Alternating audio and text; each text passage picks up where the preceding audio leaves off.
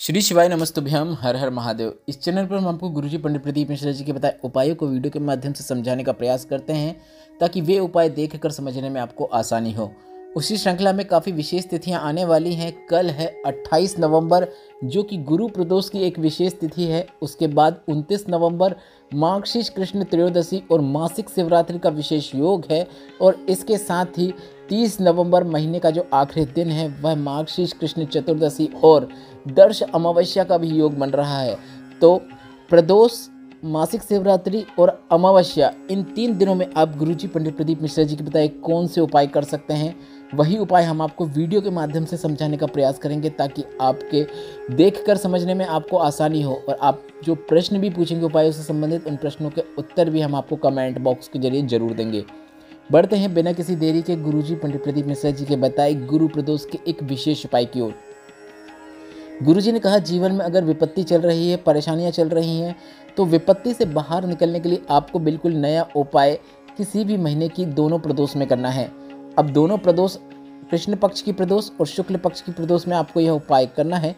तो मार्गशीर्ष माह के कृष्ण पक्ष की जो प्रदोष है वह गुरुवार मतलब कल 28 नवंबर को है। और गुरुजी पंडित प्रदीप मिश्रा जी ने प्रत्येक माह की 2 प्रदोष मतलब मार्गशीर्ष माह के कृष्ण पक्ष और मार्गशीर्ष माह के शुक्ल पक्ष की प्रदोष में एक विशेष उपाय करने को कहा है। उपाय आप विपरीत परिस्थितियों से बाहर निकलने के लिए कर सकते हैं। इस उपाय को करने के लिए आपको 12 बेलपत्र और 1 कलश जल की आवश्यकता होगी। उपाय करने के 2 तरीके हैं, दोनों तरीके हम आपको बताएंगे। पहला तरीका तो गुरुजी ने यह बताया है कि आपको 3-3 के जोड़े बना लेना है। बेलपत्र के 12 बेलपत्र के आपको 4 जोड़े बना लेना है। आप चाहो तो 4-4 बेलपत्र के भी 3 जोड़े बना सकते हैं। इन्हें आपको माता अशोक सुंदरी के स्थान पर शिवलिंग में जो होता है वहाँ पे अर्पित करना है। इस प्रकार से अर्पित करें कि डंडी जलाधारी की ओर हो। इसके साथ ही यह उपाय करते समय गुरुजी ने महादेव का विशेष नाम करकोटेश्वर महादेव का नाम लेने को कहा है। अगर आपको नाम समझ में नहीं आ रहा है तो आप कमेंट के जरिए भी पूछ सकते हैं या फिर हमारे पिछले वीडियो में जा सकते हैं, उसमें हमने लिख के भी बताया है। वैसे आप ध्यान से सुन लीजिए आपको कौन सा नाम लेते हुए यह उपाय करना है। आपको करकोटेश्वर महादेव का नाम लेते हुए यह उपाय करना है। इस उपाय को करते समय आपको बस यह करना है कि बेलपत्र को आपको माता अशोक सुंदरी के स्थान पर 3-3 के जोड़े में 4 ग्रुप में या 4 जोड़े में अर्पित करना है, या फिर 4-4 के 3 जोड़े भी बना सकते हैं। बस आपको अर्पित माता अशोक सुंदरी के स्थान में करना है। अर्पित करने के बाद आपको उत्तरमुखी होकर शिवलिंग पे जल अर्पित करना है। जल जैसे अर्पित करते आए हैं वैसे कर सकते हैं, मतलब आप चाहो तो सीधे शिवलिंग के ऊपर जल अर्पित कर सकते हैं, या फिर आप चाहो तो गणेश भगवान, शरण कार्तिकेय, उसके बाद माता अशोक सुंदरी, उसका शिवलिंग का कटे भाग, उसके बाद शिवलिंग के ऊपर पूरा जल अर्पित कर सकते हैं। गुरुजी ने कहा जल अर्पित करते समय आपको करकोटेश्वर महादेव का नाम स्मरण करना है।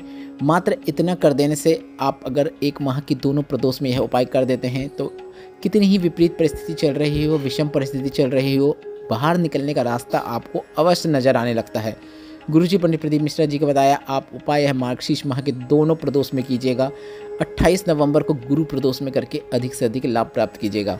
इसी उपाय को करने का एक और तरीका गुरुजी ने बताया है। गुरुजी ने कहा कि अगर आप 3-3 के या 4-4 के ग्रुप नहीं बना पा रहे हैं तो आप एक काम यह कर सकते हैं कि 12 बेलपत्र लें और 12 बेलपत्र को शिवलिंग में माता अशोक सुंदरी के स्थान पर अर्पित कर दें। बस इतना करना है। इसके बाद शिवलिंग के ऊपर आप जल अर्पित कीजिए। जल अर्पित करते समय करकोटेश्वर महादेव का नाम स्मरण कीजिए। इस प्रकार से भी आप यह उपाय को पूर्ण कर सकते हैं। अब बढ़ते हैं अगले दिन मतलब 29 नवंबर के दिन जो कि मासिक शिवरात्रि का दिन है। इस दिन किए जाने वाले एक विशेष मनोकामना पूर्ति उपाय की ओर। गुरुजी ने अपने जीवन से दुख, तकलीफ, कष्ट को दूर करने के लिए, घर में धन संपदा वृद्धि के लिए, व्यापार वृद्धि के लिए, नौकरी प्राप्ति के लिए, जीवन में किसी भी प्रकार की कष्ट दुख चल रहे हो उससे मुक्ति के लिए, अपने पूरे परिवार के लिए एक सरल और आसान उपाय करने को कहा है। यह उपाय आपको प्रत्येक मासिक शिवरात्रि में एक नियम बना के करना है। मतलब वर्ष भर में 12 मासिक शिवरात्रि आती हैं और आपको यह उपाय भी वर्ष भर में सिर्फ 12 बार ही करना होता है। प्रत्येक माह में आने वाली मासिक शिवरात्रि में आपको एक नियम बना लेना है। काफ़ी सरल आसान उपाय है, काफ़ी सरल और आसान नियम है। आपको 3 जगह 3 स्थानों पर 3 दीपक प्रज्वलित करना है, वो भी मासिक शिवरात्रि में प्रदोष काल में। प्रदोष काल जिन्हें नहीं पता उन्हें हम बता दें, सूर्य अस्त के 45 मिनट पहले से लेकर 45 मिनट बाद तक का समय प्रदोष काल कहलाता है।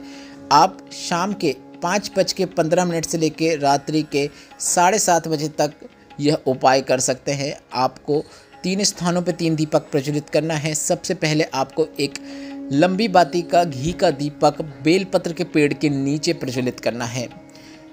यह दीपक आप बेलपत्र के पेड़ के नीचे भी प्रदोष काल में ही प्रज्वलित करेंगे, इस बात का आपको ध्यान रखना है। कई लोगों का प्रश्न रहता है कि हमारे घर में बेलपत्र का पौधा है तो क्या हम उसके नीचे दीपक प्रज्वलित कर सकते हैं? जी हाँ, बिल्कुल कर सकते हैं। घर में रखे हुए बेलपत्र के पेड़ के या पौधे के नीचे भी आप दीपक प्रज्वलित कर सकते हैं। इसके बाद आपको भोलेनाथ के मंदिर में गोल बाती का दीपक प्रज्वलित करना है।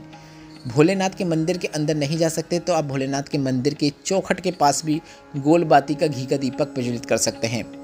अगर आपके घर में शिवलिंग है तो आप यह दूसरा दीपक अपने घर में भोलेनाथ के शिवलिंग के सामने भी प्रज्वलित कर सकते हैं। मंदिर जा सकते हैं तो काफ़ी अच्छी बात है, अगर मंदिर नहीं जा सकते हैं तो अपने घर में ही भोलेनाथ के शिवलिंग के सामने आप यह दूसरा दीपक प्रज्वलित कर सकते हैं। इसके बाद तीसरा दीपक आपको अपने घर में मुख्य द्वार जो होता है, जहाँ से आप घर में प्रवेश करते हैं, उस मुख्य द्वार में आपको तीसरा दीपक प्रज्वलित करना है।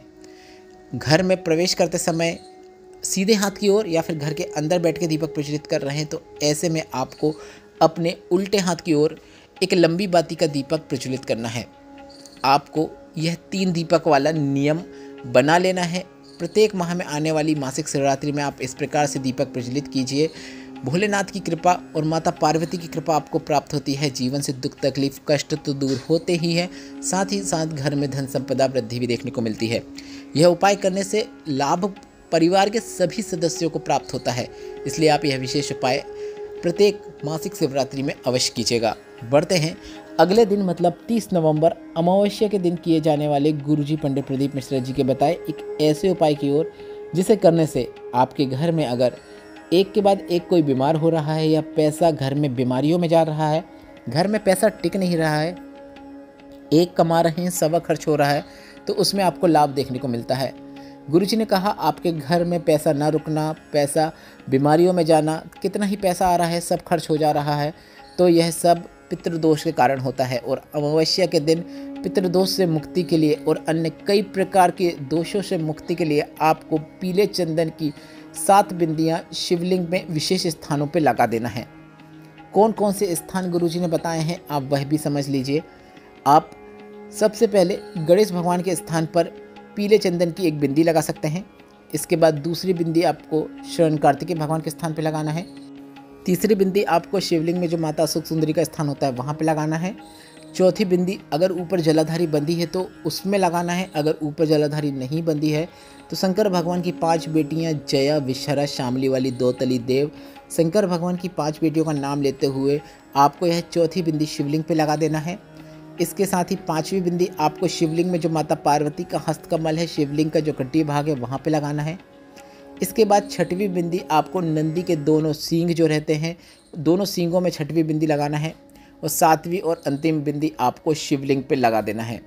बिंदियाँ आगे पीछे हो जाएं चलेगा, बस आपको 7 स्थानों पे चंदन की 7 बिंदियाँ लगाना है, इस बात का आपको ध्यान रखना है। यह उपाय आप अमावस्या मतलब 30 नवंबर को सुबह से लेकर शाम तक कभी भी कर सकते हैं।